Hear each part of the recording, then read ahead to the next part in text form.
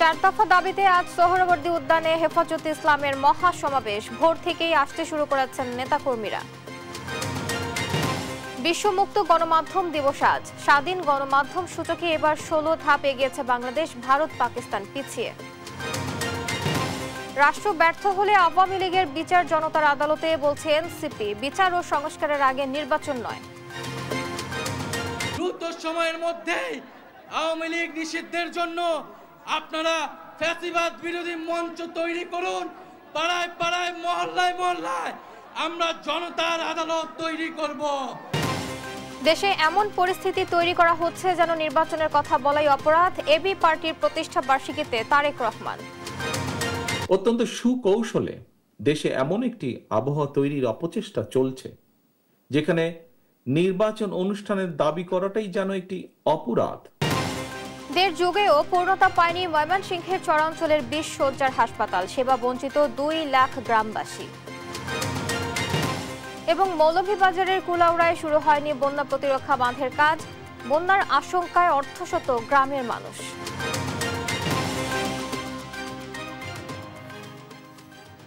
দেখছিলেন শিরোনাম সংবাদ সকালের সঙ্গে আছি আমি আয়েশা বুবলি। এবার বিস্তারিত। নারী সংস্কার কমিশনে কোরআন বিরোধী প্রতিবেদন থাকায় তা বাতিল সহ 4 দফা দাবিতে রাজধানীর সোহরাওয়ার্দী উদ্যানে আজ সমাবেশ করবে হেফাজতে ইসলাম বাংলাদেশ। ফজরের নামাজের পর থেকেই সোহরাওয়ার্দীমুখী মিছিল ঢল নামে মানুষের। এরই মধ্যে মহা সমাবেশ স্থল রূপ নিয়েছে জনসমুদ্রে। এনআই নাহিদের প্রতিবেদন। রাজধানীর সোহরাওয়ার্দী উদ্যানে শনিবারের সমাবেশ ঘিরে শেষ মুহূর্তের প্রস্তুতি নিচ্ছে হেফাজতে ইসলাম বাংলাদেশ। দেশের বিভিন্ন প্রান্ত থেকে এরই মাঝে রওনা দিয়েছেন কর্মী সমর্থকরা। নেতাদের আশা, এই সমাবেশের মধ্য দিয়ে নতুন উদ্যমে যাত্রা করবে সংগঠন। সারা বাংলাদেশ থেকে ইতিমধ্যে হাজার হাজার তাওহীদি জনতা, ধর্মপ্রাণ মানুষ, শান্তিকামী মানুষ রওনা হয়ে গেছে। তারা মধ্যরাত কিংবা সকালের সুবহে সাদিকের আগে ঢাকায় এসে পৌঁছে যাবে। ঢাকার মানুষ, ঢাকার আশেপাশের মানুষ ফজরের পরে রওনা হবে এবং আমাদের একটা বিশ্বাস, একটা বড় ধরনের সমাবেশ হবে, জমায়েত হবে। এবং আমরা মনে করি যে আমরা যে যৌক্তিক দাবিগুলো নিয়ে এই সমাবেশের আয়োজন করছি, অন্তর্বর্তীকালীন সরকার আমাদের দাবিগুলো মেনে নেবেন।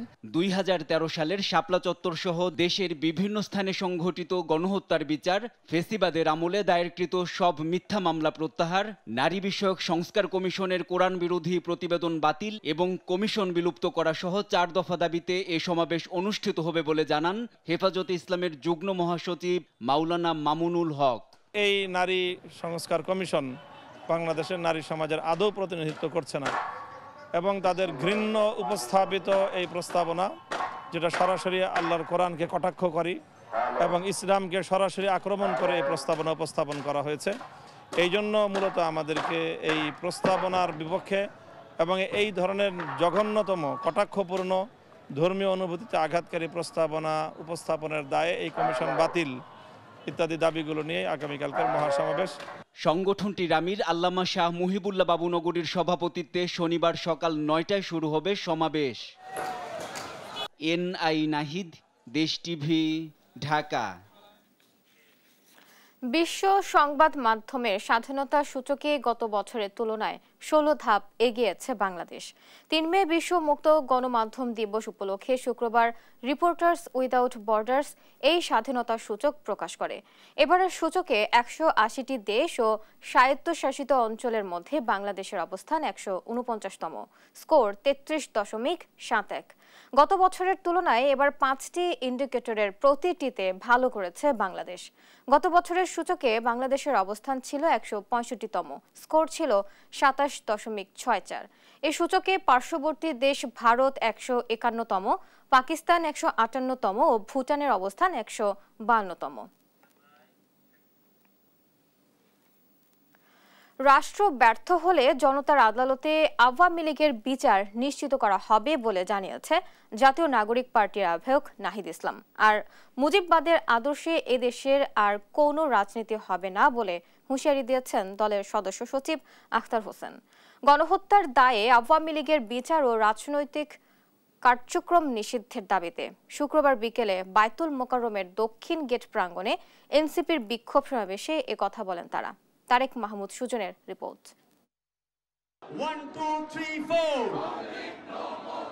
গণহত্যার দায়ে আওয়ামী লীগের বিচার ও রাজনৈতিক কার্যক্রম নিষিদ্ধের দাবিতে শুক্রবার বিকেলে বায়তুল মোকাররম এলাকায় বিক্ষোভ সমাবেশ করে জাতীয় নাগরিক পার্টি এনসিপি। সমাবেশে বক্তারা প্রশ্ন তোলেন, কত মানুষকে হত্যা করলে একটি সন্ত্রাসী দল নিষিদ্ধ হয়? হুঁশিয়ারি দিয়ে বলেন, শহীদদের রক্তের উপর দাঁড়িয়ে আওয়ামী লীগ রাজনীতি করতে পারবে না। তাগিদ দেন নির্বাচনের আগে বিচার ও মৌলিক সংস্কার নিশ্চিতের।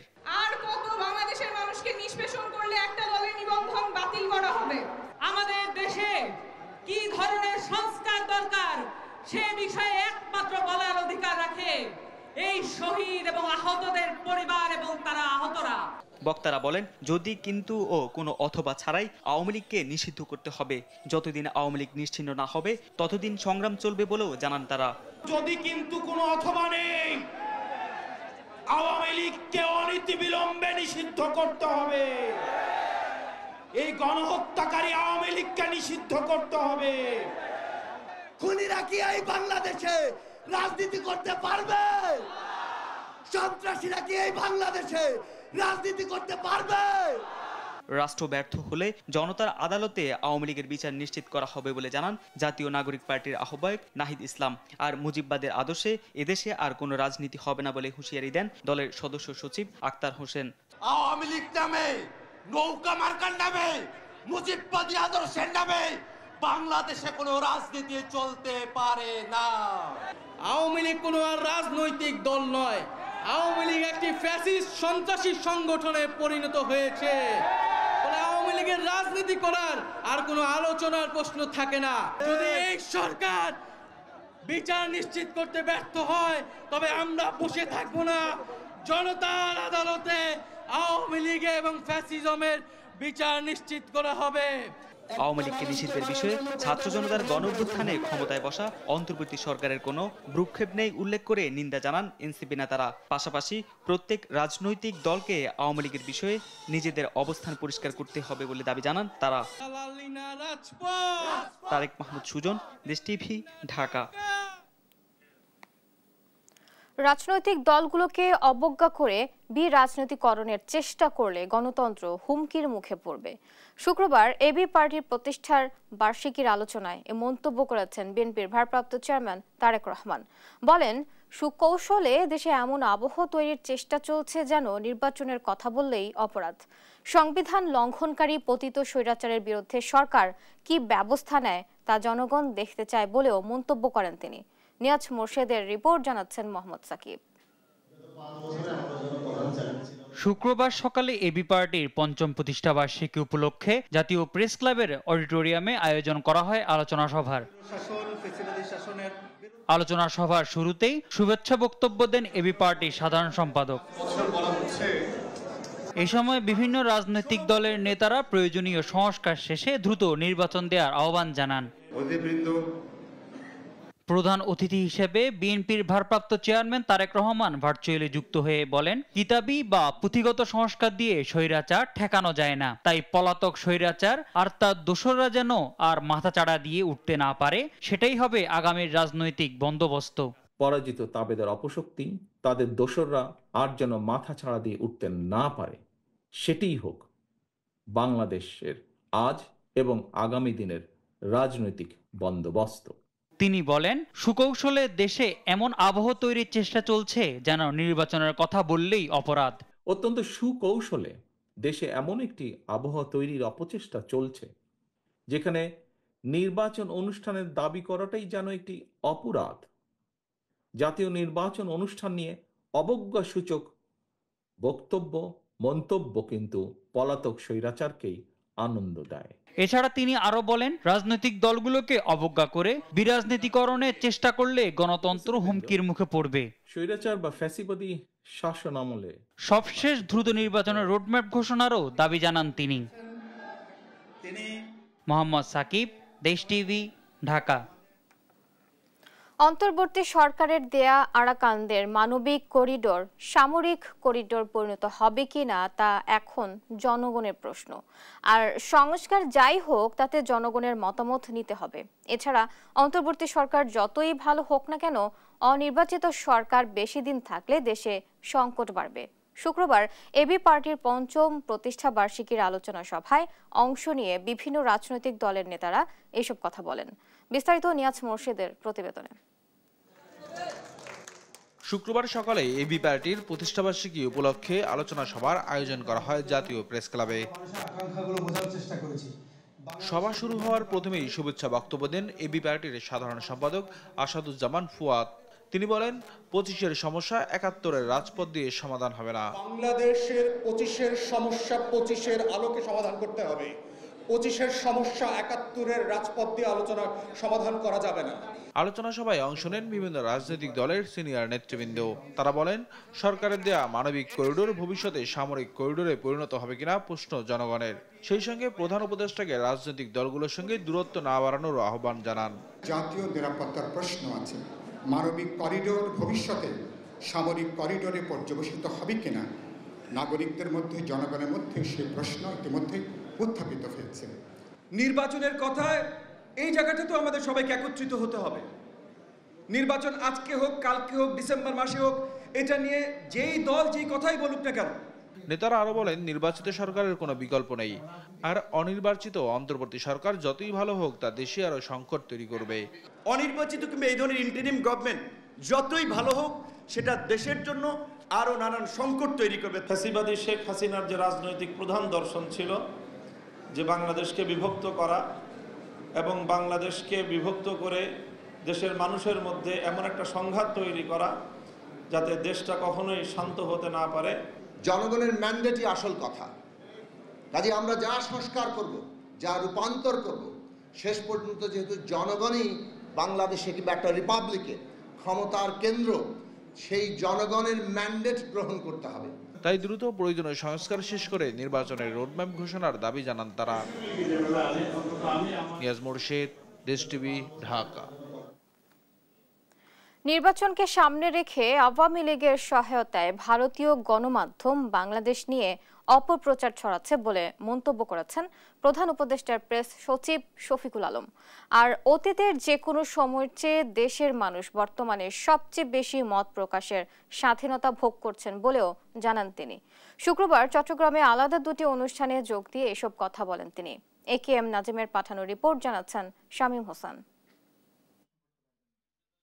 শুক্রবার দুপুরে চট্টগ্রাম প্রেস ক্লাবে জুলাই বিপ্লব পরবর্তী বাংলাদেশ গণমাধ্যমের চ্যালেঞ্জ বিষয়ক আলোচনা সভায় অংশ নেন প্রধান উপদেষ্টার প্রেস সচিব শফিকুল আলম। তিনি বলেন, নির্বাচনকে সামনে রেখে ভারতীয় গণমাধ্যমে অপপ্রচার বাড়ছে। এই বিষয়ে সবাইকে সজাগ থাকার আহ্বান জানান তিনি। আওয়ামী লীগের পান্ডারা এবং ওই দিক থেকে ইন্ডিয়ান মিডিয়া এরা তো আরো করবে, আরো তারা এই আমাদেরকে টার্গেট করে এই কাজগুলো করবে। আমরা চাই ইউএন একটা ইন্ডিপেন্ডেন্ট প্যানেল করে, যে যেমন শাপলার যে হত্যাকাণ্ড হলো বা মাওলানা সাইদির মৃত্যুর ভার্ডিক্টের পরে যে ভয়ানক ম্যাসাকার হয়েছে, এই সময় আমাদের জার্নালিজমটা কেমন ছিল। বিকেলে চট্টগ্রাম সার্কিট হাউসে সমসাময়িক বিষয়ে সাংবাদিকদের সঙ্গে কথা বলেন তিনি। বলেন, শেখ হাসিনা বাংলাদেশের অর্থনীতিকে ভঙ্গুর পরিস্থিতিতে রেখে গেছেন। সেই অর্থনীতিকে চাঙ্গা করা অন্তর্বর্তী সরকারের অন্যতম লক্ষ্য। সেজন্য যেসব সংস্কার প্রয়োজন সেগুলো শেষ করে নির্বাচন দেবে সরকার। ইন্টারিম গভর্নমেন্টের মূল ম্যান্ডেট হচ্ছে রাষ্ট্র সংস্কার করা। এই রাষ্ট্র সংস্কারের মধ্যে রাষ্ট্রের ইকোনমিক সংস্কারটা মূল, one of the major areas. তো সেই জন্যই যাতে যেই সমস্ত জায়গায় সংস্কার করলে জব তৈরি হবে, যে সমস্ত জায়গায় সংস্কার করলে আমার ইকোনমি ফুলে ফেপে উঠবে, অনেক বড় জায়গায় যাবে, সেটা তো এটা আমাদের একদম বড় রকমের কাজ। এটা একদম না। আর ইলেকশনটা অবশ্যই আমরা সব কাজ শেষে আমরা ইলেকশন দিয়ে একটা ডেমোক্রেটিক ট্রানজিশন করে একটা ইলেক্টেড গভর্নমেন্টের কাছে ক্ষমতা রেখে আমরা চলে যাব। গণমাধ্যমে নতুন করে যে 1,10,000 রোহিঙ্গা গেল 3 মাসে প্রবেশের কথা বলা হচ্ছে, সেটিকে বিভ্রান্তিকর বলেও জানান প্রধান উপদেষ্টার প্রেস সচিব। নিউজ ডেস্ক, দেশ টিভি। 4 মাস পর দেশে ফিরছেন বিএনপি চেয়ারপারসন বেগম খালেদা জিয়া। তার ব্যক্তিগত চিকিৎসক ডাক্তার AZM জাহিদ হোসেন বিষয়টি নিশ্চিত করে বলেন, খালেদা জিয়ার শারীরিক অবস্থা আগের থেকে বেশ ভালো। 5 মে বাংলাদেশ এয়ারলাইন্সের একটি বিশেষ ফ্লাইটে দেশে ফিরবেন খালেদা জিয়া। বিস্তারিত রিপোর্টে। দীর্ঘ 4 মাস পর আগামী 5 মে লন্ডন থেকে দেশে ফিরবেন বিএনপির চেয়ারপারসন বেগম খালেদা জিয়া। দলের স্থায়ী কমিটির সদস্য ও ব্যক্তিগত চিকিৎসক ডাক্তার AZM জাহিদ হোসেন বিষয়টি নিশ্চিত করেন। জানান, বিগত সময়ের চেয়ে খালেদা জিয়ার শারীরিক অবস্থা বেশ ভালো। সম্পূর্ণ এয়ার অ্যাম্বুলেন্স পরিষেবা পাওয়া না গেলেও বিমান বাংলাদেশ এয়ারলাইন্সের একটি নিয়মিত ফ্লাইটে বিশেষ ব্যবস্থায় দেশে ফিরবেন খালেদা জিয়া। দেশে ফেরার পথে বিএনপি চেয়ারপারসনের সঙ্গে সফরসঙ্গী হিসেবে থাকবেন তারেক রহমানের সহধর্মিণী জুবাইদা রহমান ও আরাফাত রহমান কোকোর স্ত্রী শর্মিলা রহমান সহ 8 জন। দীর্ঘদিন ধরে লিভার সিরোসিস, কিডনি সমস্যা, হৃদরোগ, ডায়াবেটিস এবং আর্থ্রাইটিসের মতো বিভিন্ন শারীরিক জটিলতায় ভুগছেন তিনি। চলতি বছরের 8 জানুয়ারি উন্নত চিকিৎসার জন্য খালেদা জিয়াকে লন্ডন নিয়ে যাওয়া হয়। টানা 17 দিন চিকিৎসাধীন থাকার পর লন্ডন ক্লিনিক থেকে গত 25 জানুয়ারি খালেদা জিয়াকে তারেক রহমানের বাসায় নিয়ে যাওয়া হয়।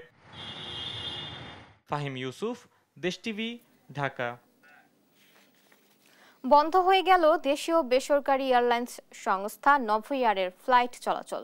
শুক্রবার থেকে সংস্থাটির ফ্লাইট চলাচল বন্ধ রয়েছে। সংস্থাটির বহরে থাকা 5টি এটিআর বিমান বিক্রির প্রক্রিয়া শুরু করায় সাময়িকভাবে ফ্লাইট চলাচল বন্ধ করা হয়েছে বলে জানিয়েছেন নভোএয়ার কর্তৃপক্ষ। তবে কতদিন বন্ধ থাকবে নাকি একেবারেই বন্ধ হয়ে যাবে এ বিষয়টি নিশ্চিত করতে পারেনি নভোএয়ার। বিমান কোম্পানিটি ঢাকা থেকে চট্টগ্রাম, কক্সবাজার, সিলেট, যশোর, সৈয়দপুর এবং রাজশাহীতে অভ্যন্তরীণ ফ্লাইট পরিচালনা করত। যাত্রী সংকটে গত বছরের সেপ্টেম্বর থেকে তাদের একমাত্র আন্তর্জাতিক রুট কলকাতার সঙ্গে ফ্লাইট চলাচল স্থগিত করা হয়। রাজনৈতিক রোষানলে পড়ে 1.5 যুগেও পূর্ণতা পায়নি বিএনপি সরকারের করা ময়মনসিংহের চরাঞ্চলের 20 শয্যার হাসপাতাল। এতে সেবা বঞ্চিত অঞ্চলটির 2 লাখেরও বেশি মানুষ। হাসপাতাল কমপ্লেক্স ও স্টাফদের আবাসন ভবন থাকলেও নেই প্রয়োজনীয় চিকিৎসক ও লোকাবল। প্রায়ই চিকিৎসকের অনুপস্থিতিতে ফার্মাসিস্ট, নার্স ও স্টাফরা রোগী দেখায় স্বাস্থ্য ঝুঁকিতে পড়ছেন সে অঞ্চলের মানুষ। ইলিয়াস আহমেদের প্রতিবেদন জানাচ্ছেন টুম্পা আফরোজ। ব্রহ্মপুত্রের তীর ঘেঁষা চরাঞ্চলবাসীর স্বাস্থ্যসেবা নিশ্চিতে 2006 সালে ময়মনসিংহ সদর উপজেলার পরাণগঞ্জে 20 শয্যার হাসপাতাল নির্মাণ করে তৎকালীন প্রধানমন্ত্রী বেগম খালেদা জিয়ার সরকার। হাসপাতালটি উদ্বোধনের পরপরই ক্ষমতা হারায় বিএনপি। এরপর তত্ত্বাবধায়ক সরকার এবং পরে আওয়ামী লীগ সরকার ক্ষমতায় আসার দীর্ঘ 18 বছরে 20 শয্যার এ হাসপাতালটিতে নিয়োগ হয়নি প্রয়োজনীয় চিকিৎসক ও লোকবল। অভিযোগ আছে বিএনপি সরকারের দেয়া হাসপাতালে বরাদ্দ বেড, এক্স-রে মেশিন সহ বিভিন্ন চিকিৎসা সরঞ্জামাদি নিজ এলাকা গৌরীপুরে নিয়ে যান আওয়ামী লীগ সরকারের তৎকালীন স্বাস্থ্য প্রতিমন্ত্রী অবসরপ্রাপ্ত ক্যাপ্টেন মুজিবুর রহমান। স্থানীয়রা বলছেন বিএনপি সরকার ভবনসহ চিকিৎসক ও স্টাফদের বেশ কয়েকটি আবাসন ভবন নির্মাণ করলেও হাসপাতালটি ইচ্ছাকৃতভাবেই চালু করেনি আওয়ামী লীগ সরকার। বিএনপি কর্তৃক প্রতিষ্ঠিত এই যে একটা প্রতিহিংসা, এই প্রতিহিংসার জন্য আজকে এটা জঙ্গলে পরিণত হয়েছে। ক্যাপ্টেন মুজিব সাহেব রাতের অন্ধকারে এই হাসপাতালের বিভিন্ন জিনিসপত্র এমনকি ভ্যানগুলি পর্যন্ত খুলে নিয়ে চলে গেছে। হাসপাতালে চিকিৎসা নেওয়া রোগীদের অভিযোগ, প্রায়ই চিকিৎসকদের অনুপস্থিতিতে তাদের সেবা দিচ্ছেন স্টাফরা। তারা বলে কি কি ওষুধ নিবে আর কি এগুলাই নেই আর কি, যেগুলা বলে এগুলাই দেওয়া।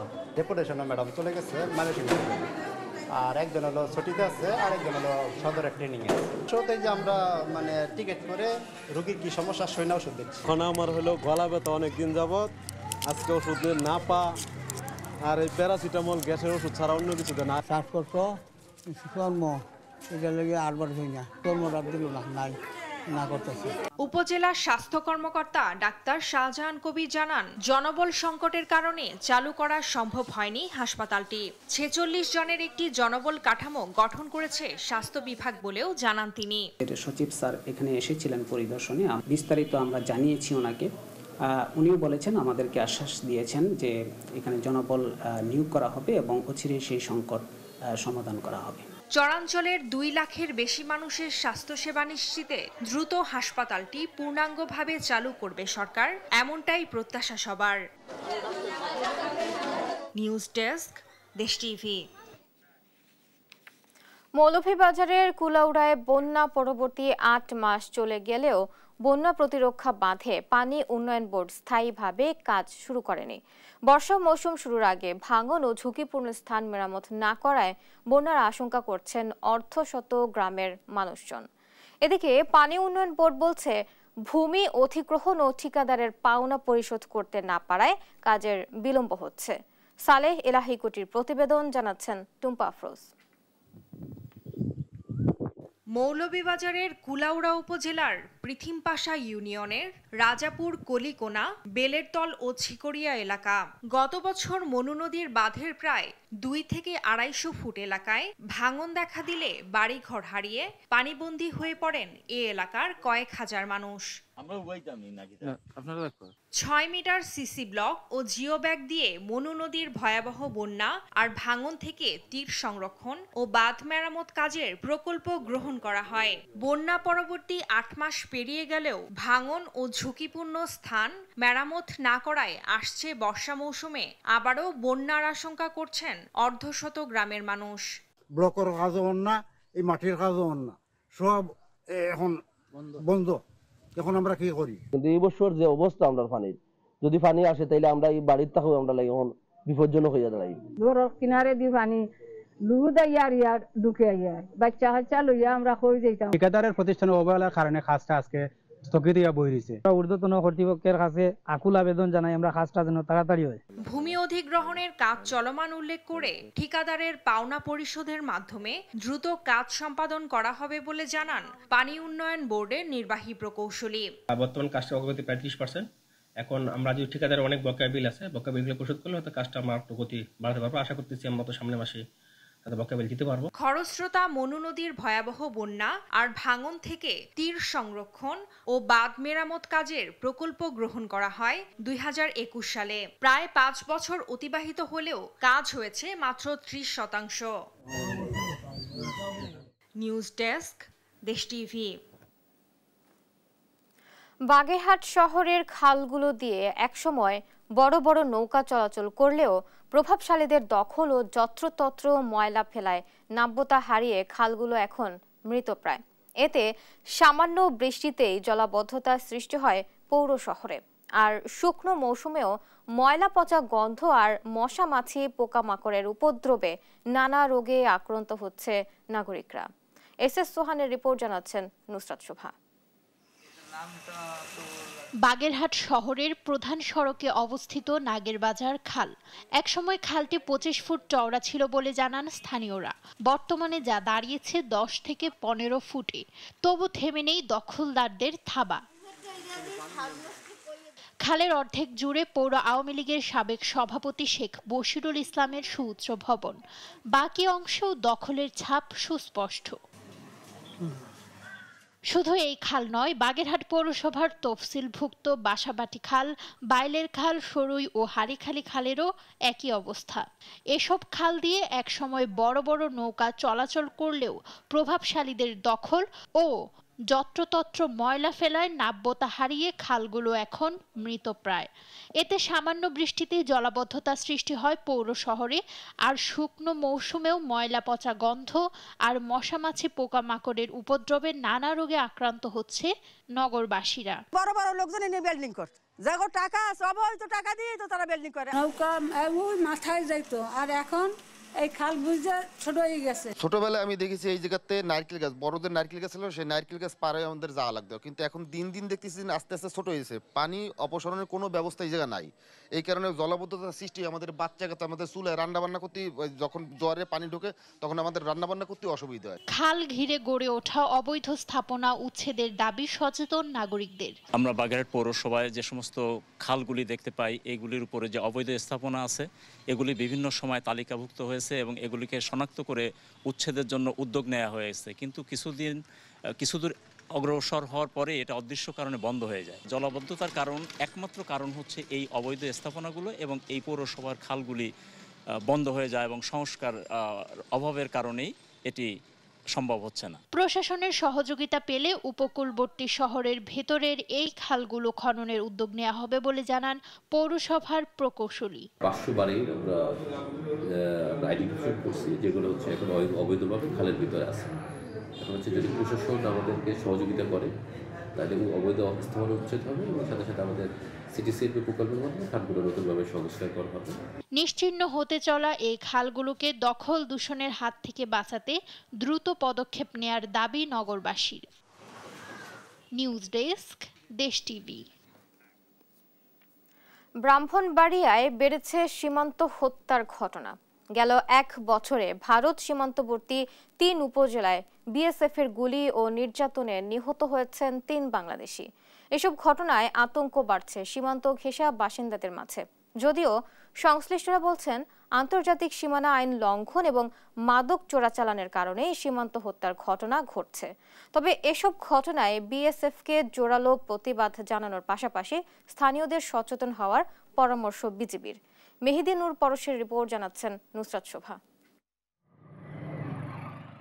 ভারতের ত্রিপুরা রাজ্যের সঙ্গে ব্রাহ্মণবাড়িয়ার কসবা, আখাউড়া ও বিজয়নগর উপজেলার প্রায় 72 কিলোমিটার সীমান্ত রয়েছে।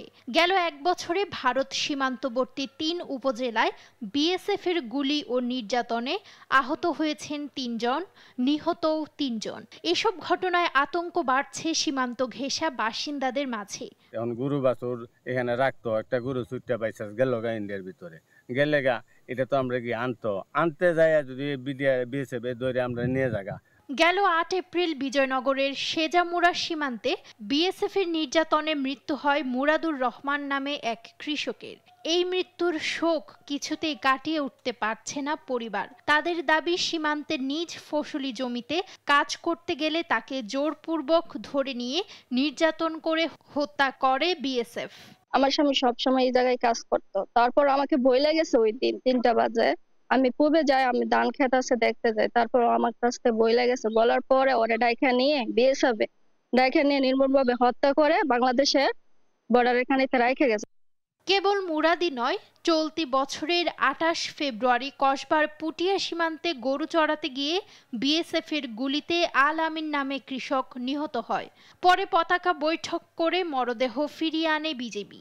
সবশেষ গেল 25 এপ্রিল আখাউড়া ইটনা সীমান্তে বিএসএফ এর গুলিতে গুরুতর আহত হন আসাদুল ইসলাম নামে আরেক যুবক। এছাড়াও 2024 সালের 22 এপ্রিল কসবার পুটিয়া সীমান্তে ঘোরাফেরার সময় বিএসএফ গুলি করে হত্যা করে হাসান নামে এক যুবককে। সেই বছরের 25 নভেম্বর কসবায় বায়েক সীমান্তে ঘুরতে গিয়ে বিএসএফ এর ছোড়া গুলিতে আহত হন রুকন উদ্দিন ও জাকির হোসেন নামে আরও 2 যুবক।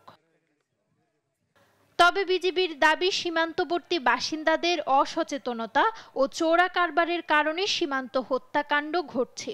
যদিও এটি বন্ধে বিএসএফকে কঠোর বার্তা দেওয়ার কথা জানান এই কর্মকর্তা। যখন জিরো লাইনটা ক্রস করে, ইন্টারন্যাশনাল বাউন্ডারি ক্রস করে যখন ইন্ডিয়ার ভিতরে চলে যায়, তখন কিন্তু বিএসএফ বাধা দেয়। তো আমাদের পক্ষ থেকে একটু সচেতন হতে হবে যে শূন্য লাইনটা কোনটা, এটা আমাদেরকে জানতে হবে। আর সীমান্ত হত্যা শূন্যে নামাতে আগে মাদক চোরাচালান বন্ধ করা প্রয়োজন জানিয়ে কার্যকর পদক্ষেপ গ্রহণের কথা জানান জেলা প্রশাসক। এখানে একটা মেইন ফাংশন হচ্ছে চোরাচালানের একটা বিষয় আছে। তো তারা দেখা যায় যে প্রায় দেখা যায় তারা আইন ভঙ্গ করছে, এবং যেসব জায়গাগুলোতে আপনার পিলার নাই, যেটা অবজারভার নাই, অবজারভার পয়েন্ট যেগুলো আছে তার মাঝখানে যে গ্যাপটা আছে সেই মাঝখানে তারা প্রবেশ করছে। সীমান্ত হত্যা বন্ধে সরকারকে পরিকল্পিত উদ্যোগ নেয়ার দাবি সচেতন মহলের। নিউজ ডেস্ক, দেশ টিভি।